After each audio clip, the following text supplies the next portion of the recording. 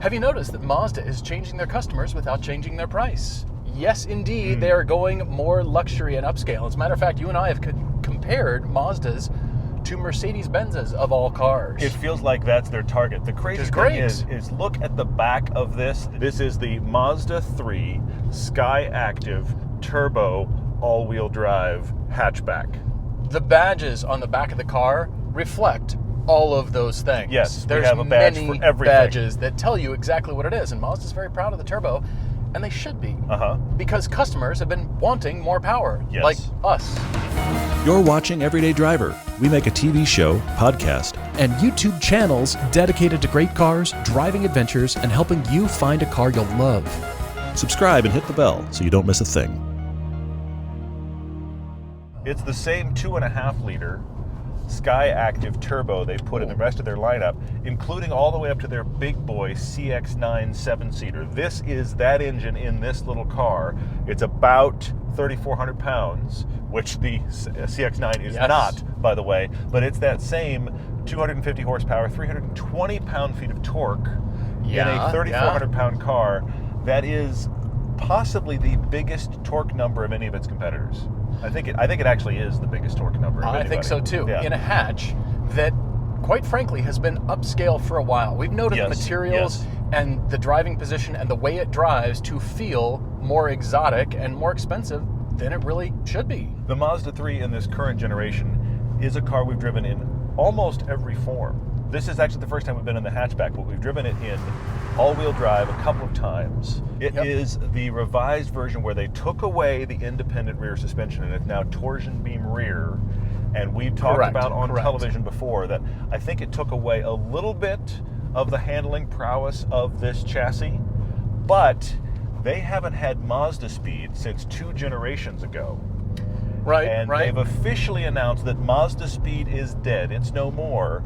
But in its wake comes this turbo model, which I think is a decent successor to the MazdaSpeed name, honestly. So you think turbocharging, they've added a turbo, and everything is back. The scamper kind of raw feel is back. That's not the case. Because they're going after a new market, and that is a buyer that wants a more upscale experience, but still doesn't want to pay the prices of the more expensive cars. In a strange way, I feel like Mazda is creating a new market for themselves. No longer can these cars be compared to the same kinds of econo-boxes that you would think. You think small hatchback, that means cheap, it's gonna drive cheap and feel cheap. This car is $35,000 and a half, and that is fully loaded. And you'll note it has everything. This has the Performance Package Plus. You cannot get anything else. And it's 35 grand, just over. What other cars have that luxury flavor and feel, but aren't as expensive? There's not many in the market. If you put it next to the Audi A-Class, for example, or the Mercedes A-Class, or these kind of guys, the new BMW front-wheel drive 2 Series, those are all, if you trick them out, you get all the bells and whistles, they're pushing 50 grand. They're certainly going to be over 40. Any way you spec them, they're going to be over 40. So this is coming in at 35, which, to put it another way, is only 5 grand more than the Veloster N. Now, the Veloster N is set up to be more hardcore. It's set up to be more hardcore. You can get it in manual, but it isn't as nice as this. And this is definitely trading on, look at how nice this is to just to sit in traffic. But when you have a nice road like this and it opens up, it's got genuine power and decent dynamics. I think it's got an impressive all-around capability because of this turbo that this generation of the 3 hasn't had prior. Now let's start with the transmission. You might think that because they added a turbo, that means they've got a DSG or they're offering the manual. That is not the case. Specifically because of the torque that Todd was talking about, they had to find a transmission that was more robust. But you think a manual transmission or a DSG will do fine, yes, but that's not the customer they're going after. They're going after Volvos and Jaguars and the Europeans, but the prices don't reflect that. I agree with that. Which is so interesting. For the first time ever, the sport mode does not just affect the throttle response. So this G-vector control is something Mazda is heavily invested in. And they've had it for a while. They have, and that is a little bit of torque reduction as you turn into a corner. And you think, I can feel that, but mostly it's you jumping off the throttle. But what that does is put more weight on the front tires, just a little bit to help you turn in, combined now with all-wheel drive. The plus indicates it adds brakes, so it'll brake that front wheel in an effort to really make it pivot. That G-vectoring thing they do, it's a torque reduction, as you said, to shift the weight. But then I find it interesting that I think you can help yourself rotate on throttle in this car. I think that's what the all-wheel drive has done. Once you're settled through the corner and then you just mash it. We have been driving this road fairly quickly, yes. Even on these tires, which are also selected to give a more comfortable ride. Yeah, they're not performance tires. In fact, it's hard to unstick this car. This on some PS4s, for example, would be really amazing because these tires are kind of letting it down. And yet you're right, it is difficult to rotate it to a place where it just gives up. And you're gone. You can actually banish understeer in this car with your right foot. That's what the all-wheel drive has done. And here's the thing, a lot of all-wheel drive cars can't do that. Right. And also, a lot of higher performance cars can't do that. Yes, when you think about the fact this is a front-wheel drive chassis that's now been made all-wheel drive, for the all-wheel drive to help you in the best that it can, which is that I should put my foot in and it sucks its way out. That is what you want an all-wheel drive system to do. I was very surprised to find that in this car, though. Right. It doesn't feel like a front-wheel drive car. It drives differently than that. No, it definitely doesn't. You turn on Sport, and you can actually feel the elastic feel of the steering get a little bit lighter. Yeah. It's thicker when it's not on, and then you turn Sport mode on, and it just gets a little bit more delicate.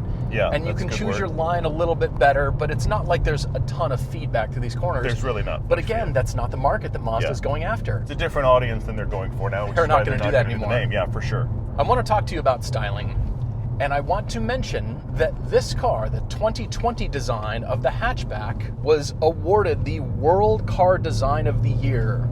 And on that panel is Gordon Murray. Oh, that's interesting. Among many people. I didn't realize that. This particular design good. won the World Car Design of the Year. What does that mean?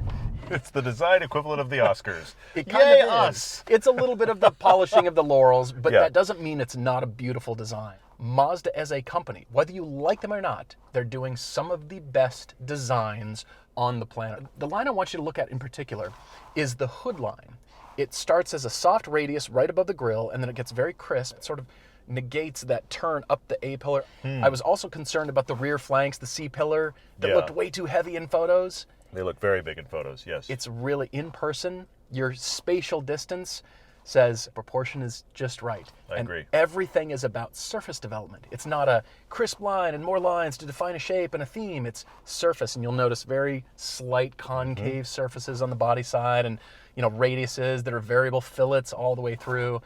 They've done an amazing job. Same thing with the interior. Very clean, very tasteful, and the way they've divided the information is driver everything on this side, but the most frequently looked at kinds of features are above this horizontal line in the instrument panel. Apparently designers are taking the idea for what interior vents should be from the fact that lights are on the outside are getting smaller. Most cars are starting to lean toward vents that are too small. This Mazda 3, I've said it before, has tiny vents. Got a couple of hoses just pointed at you for if you're in HVAC Arizona and or cooling. Texas, or you have really, really cold in the morning, you want vents. Vents are getting smaller, and I don't think vents should get smaller. I'm being picky. I'm not just pointing this at Mazda because the interior is beautiful and it's subtle. And it seems like it's going to be timeless. This center chrome line here is such an accent to just separate things out and to draw your eye and to say, oh, by the way, the HVAC controls are not buried in any menu. Mazda is moving the screen further away from the driver because they don't want you touching a screen. They actually are thinking about driving. Don't touch that. Don't touch the screen. Stop touching it. We'll give you all the buttons that you need. They're within reach and they work, which is great. Paul and I are both 6'3", so is Chance, who shoots for us. We all have slightly different body types, but I will tell you this, if you have a 6-foot-plus guy in the front, the person in the back is going to have their knees and head touching. That's 6-footer. It's still a small hatchback. How often are you going to actually use this car like that? Probably not that often. If you take that variable out, you have usable space back there. Other than putting trees in front and back, you're going to be fine. and the seats feel good, front and rear, which is good as well. You got to drive this car. Yep.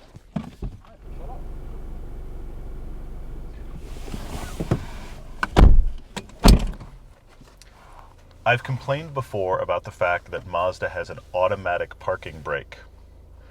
And some of You're you going have to said, rant about this. Some of you have said, Mazda's fixed it. No, they haven't. It's the health and safety people. It is. If you have it in drive and you put your foot on the gas, it will disengage. However, where it annoys me every time is not in that situation. Where it annoys me is parking lots. You pull in front ways and you get out and you don't set the parking brake. You get back in the car, set the parking brake. It will not release in reverse. Right. The only other They category... just want you to pay attention to what you're doing, and so little reminders and all that stuff. The only other category that is like that is, we didn't turn the car off, so this doesn't happen here, but every time you set the car to sport, you get back and you have to reset it to sport. This is a minor thing. It's a tiny little button down here. It's an easy solve. You want to be in sport, and I am genuinely surprised at how easy this car is to drive very quickly. You think that because it's not the high performance version, that it won't be good to drive, and that is not true. It's actually a lot of fun. It's genuinely fun. I think in this turbo variant, they've actually changed the steering knuckle. They've changed the front suspension because that engine is heavier. They're dealing with more weight up front. They have made little nuances. What's interesting about Mazda making these nuances, though, is they've made changes to this upper level turbo model, and then they've backed them into the rest of the model lineup.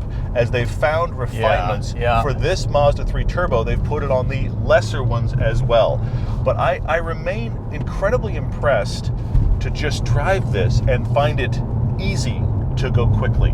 We drive a lot of cars that are not designed to be sporty cars. And again, as we're saying here, this is not Mazda trying to make the most performance car they can. They're trying to make a better, faster Mazda 3.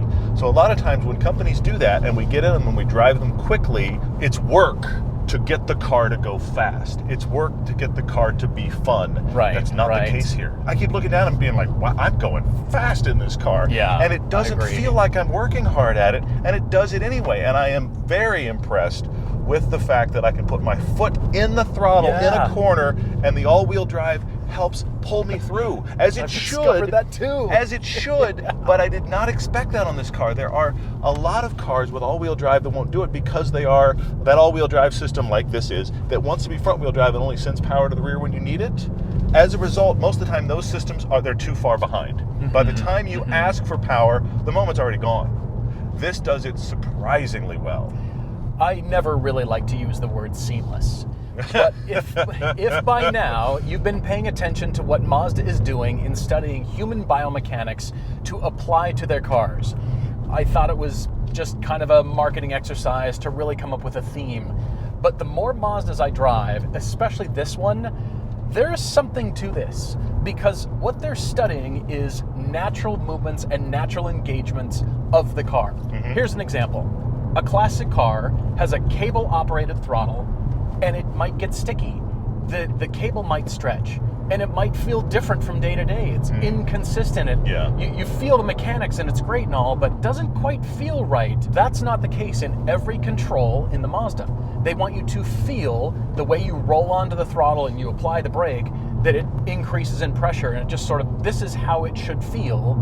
And here we are going rather quickly in a car that is not a high performance version. Exactly right. What have they done? And it's just How is that possible? I'm just going a speed that feels fun in relation to the car, and I'm surprised at how fast that is. I'm not looking for how fast can I go down this road. I'm just going, okay, let's go a speed that feels enjoyable without me working too hard or stressing out or anything like that. I look down and I go, how am I going this quickly? Every time I drive this car, and I'm also thinking about the rare car this is in the marketplace. Hatchbacks with all-wheel drive and a turbo. That sounds like something there should be a dozen of. There's very few. And Mazda has entered this market. Now think about the fact that the STI doesn't come in a hatch. Think about the fact that the Evo is dead. Wasn't a hatch the last time anyway. Focus RS, gone. We've kind of got the Golf R left, and that's it. And here comes Mazda putting themselves, honestly, right alongside that car and going, give us a shot.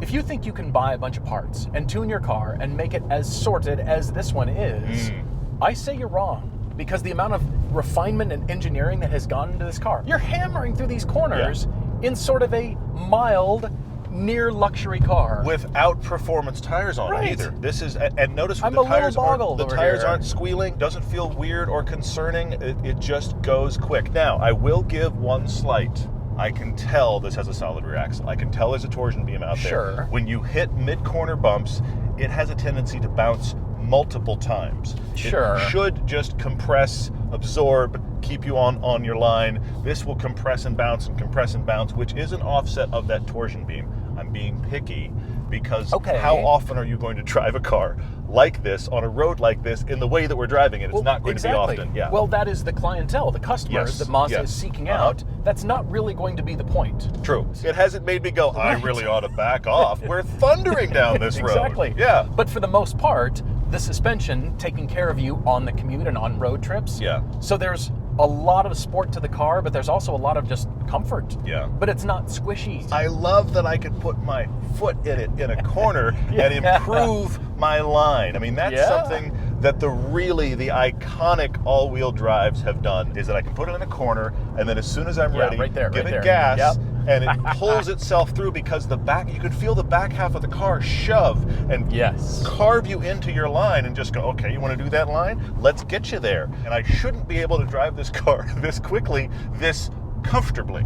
That's a great point. These things are all lovely, but it must cost a lot to get there. When you start to add up all these sort of benefits, I guess you could say. Oh, and you think about the market above them. Cheap. The market above them that they're targeting, too, is significantly above them in price. The Turbo has made this the version that you want if you are a person who likes to drive quickly. And if you're a person who bemoans the loss of MazdaSpeed, I think this is the one you want to be in, and I think you'll be pleasantly surprised. This is phenomenal. They've done a very good job. I like this car enough to own one. This is how the Mazda 3 should be bought, though. I think the current one is a commute device, a very nice commute device in front-wheel drive form. Sure. If you want to actually drive it hard and enjoy it, you have to have the turbo all-wheel drive, because that actually brings all the demeanor I was hoping for and extra. Come on. I'm steering with the throttle. I shouldn't be able to do that in this car, and I can. See? That's awesome. Extra stuff in the box.